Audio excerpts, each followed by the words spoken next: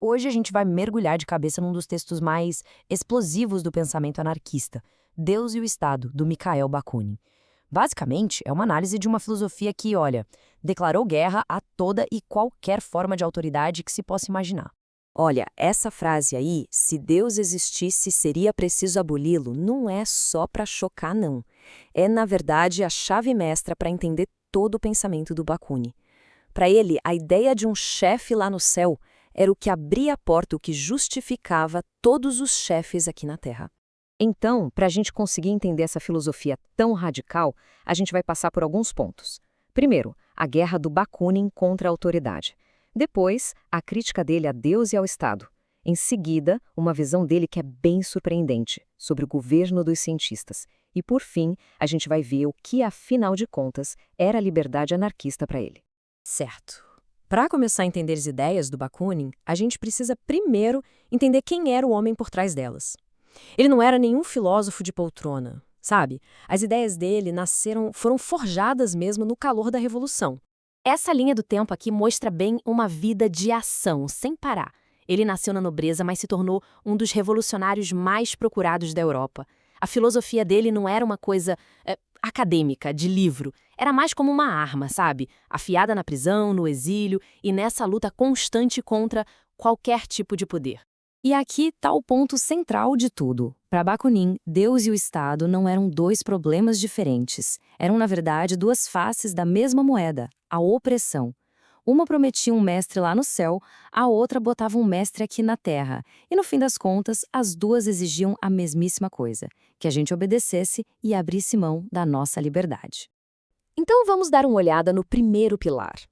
A crítica que o Bakunin fazia à religião não era só um ateísmo simples do tipo Deus não existe. Ia muito além.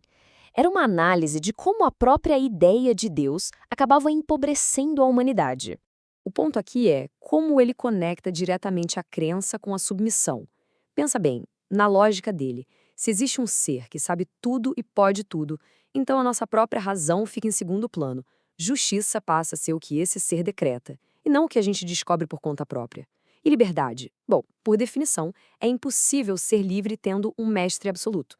E essa metáfora de que o céu enriqueceu roubando da terra é fantástica para ilustrar o ponto dele. Ele dizia que a humanidade pegou tudo o que tinha de melhor, amor, justiça, sabedoria, criatividade, e projetou tudo isso numa figura divina.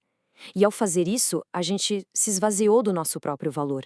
A gente se declarou pecador, fraco, ignorante, enquanto o céu levava todo o crédito.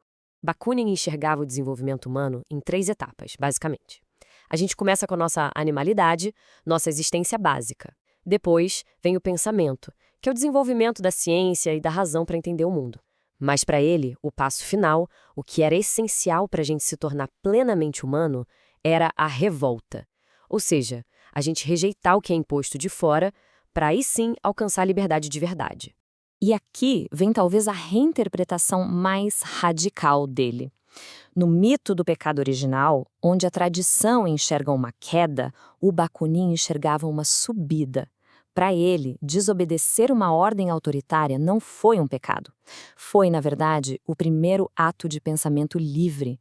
Foi a faísca que deu início à jornada da humanidade rumo à ciência e à liberdade.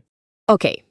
Depois de desmontar a autoridade divina, o Bakunin vira a mira para o representante dela aqui na Terra, o Estado.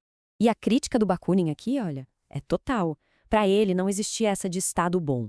A própria estrutura do Estado, ou seja, uma minoria que tem o poder de criar leis e forçar a maioria a obedecer, ia, inevitavelmente, criar classes, privilégios e opressão. Não adiantava nada trocar as pessoas que estavam no poder, porque o problema era a instituição em si. E é nesse ponto que ele entra em rota de colisão direta com Karl Marx. Enquanto Marx viu o Estado como uma ferramenta, algo que os trabalhadores poderiam usar e que depois ia simplesmente definhar, sumir, o Bakunin viu o Estado como um monstro que mesmo se caísse nas mãos de revolucionários, só ia criar uma nova elite. Para ele, a abolição imediata do Estado não tinha negociação. Mas é aqui que o pensamento do Bakunin dá uma virada fascinante.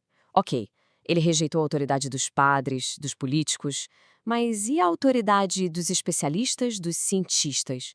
É a pergunta que faz todo sentido, certo? Se a gente joga fora a fé e a política tradicional, o caminho não seria ser guiado pela razão, pelo conhecimento? Bom, a resposta do Bakunin talvez seja um pouco surpreendente. Para o Bakunin, a ciência era como uma bússola, uma ferramenta essencial para a gente se guiar na vida. Mas ela não era a vida em si. A vida real, sabe, com toda a sua complexidade, as paixões, a espontaneidade, ela é sempre muito, mas muito maior do que qualquer teoria científica. Então, tentar encaixar a sociedade à força no modelo científico seria para ele um tipo de tirania. E ele detalhou bem os motivos disso. Primeiro, a ciência nunca está pronta, ela está sempre mudando. Então, governar com base no que a gente sabe hoje seria prender o futuro. Segundo, liberdade exige que a gente entenda as coisas. Obedecer um especialista sem entender o porquê não é liberdade, é só um outro tipo de servidão. E por último, ele acreditava que o poder corrompe. Corrompe qualquer um, até as mentes mais brilhantes. Então, tá, se toda autoridade que vem de fora, seja divina, política ou até científica, é para ser rejeitada, o que sobra? Afinal de contas, o que era liberdade para o Bakunin? Primeiro, a gente precisa entender contra o que ele lutava. Para o Bakunin, a autoridade não é o conhecimento de um especialista, por exemplo. A autoridade é quando uma vontade é imposta sobre a outra. É uma lei que vem de fora e exige que a gente obedeça, quer a gente concorde ou entenda, quer não. E aqui está a definição dele do que é liberdade. Liberdade não é sair fazendo o que der na telha. É a capacidade de entender as leis da natureza e da sociedade, tipo, a gente sabe que fogo queima, e agir de acordo com esse entendimento. A gente obedece não porque um governo mandou, mas porque a nossa própria razão reconhece que aquilo faz sentido. E um ponto que é fundamental entender, o anarquismo do Bakunin não tem nada a ver com caos, com cada um por si. Muito pelo contrário. Ele via o ser humano como um ser social por natureza. A liberdade de uma pessoa não só dependia, como ela era ampliada pela liberdade de todo mundo ao redor. Essa frase dele resume essa visão perfeitamente.